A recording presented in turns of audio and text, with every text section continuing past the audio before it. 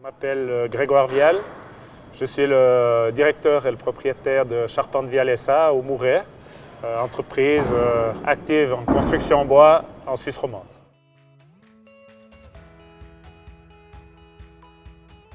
Le chauffage à distance, pour nous, c'est une histoire qui a commencé il y a bien longtemps, presque au début de l'entreprise en 1941. On a toujours utilisé nos déchets de bois pour chauffer l'entreprise. Au début, c'était un chauffage à distance qui était très restreint, vu que c'était que les bâtiments internes à l'entreprise. Maintenant, on est fiers de pouvoir participer au chauffage d'une partie de la commune du Mouret.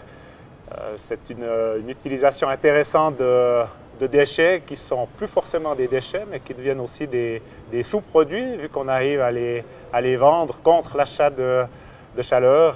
Et sur le site ici du Mouret, on mélange dans le chauffage à distance qui est géré par Celsius des déchets de notre production qui sont compressés, qui est en bois sec, et des déchets forestiers provenant de forêts sarines pour avoir un mix et un volume suffisant de déchets pour chauffer les ménages du plateau du Mouret.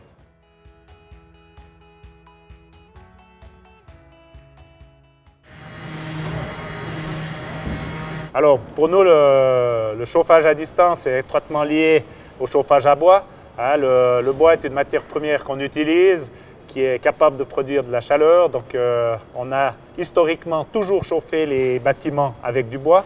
Et puis, c'est vrai qu'il y a quelques années, on a eu la possibilité de rejoindre le chauffage à distance de la commune du Mouret en étant un producteur de chaleur et un fournisseur de matières premières, parce que nos déchets deviennent des sous-produits qu'on arrive à valoriser en les vendant pour produire de la chaleur. Et pour nous, c'était une histoire presque logique de rejoindre ce projet-là plutôt que de rester individualiste de son côté.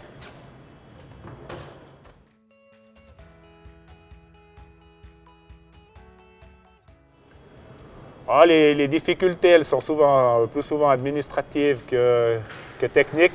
Mais c'est vrai que là, on a quand même eu techniquement de devoir résoudre deux combustibles a priori identiques qui sont les nôtres, bois sec, qui a une valeur calorifuge élevée, et les déchets forestiers qui ont une valeur calorifuge un peu plus faible. Donc la difficulté technique, c'est surtout relevé à ce niveau-là.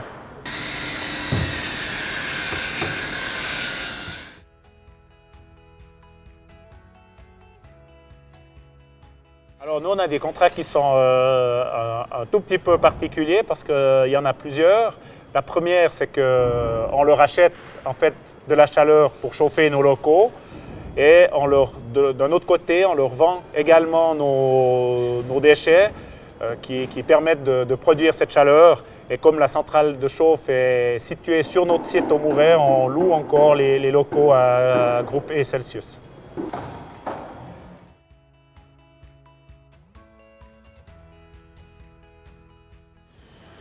Bon, pour nous, ici, c'est relativement facile vu qu'on fait du contracting avec Celsius.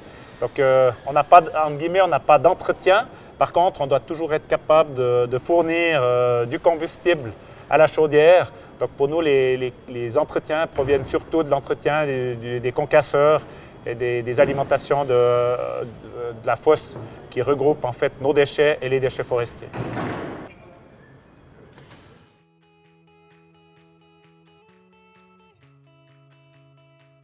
Alors ici sur la commune du Mouret, je dirais un des premiers utilisateurs est la commune.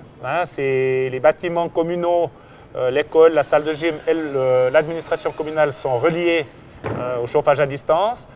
Nous, l'entreprise Vial, on est également reliés au chauffage à distance en étant un des plus gros consommateurs.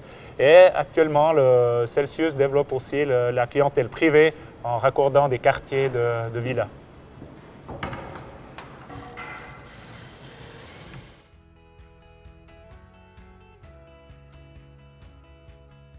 Actuellement, à ma connaissance, il n'y a pas d'aide pour le raccordement des privés au chauffage à distance de la commune du Mouret. Je pense qu'une vision stratégique de la commune pourrait être intéressante Et un développement de ce chauffage à distance passera peut-être aussi par une aide.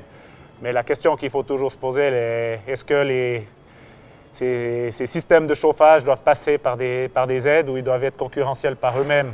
En étant un peu plus libéral, je dirais qu'on devrait pouvoir être capable de produire de l'énergie et un raccordement au chauffage à distance de manière économique sans devoir passer par des subventions.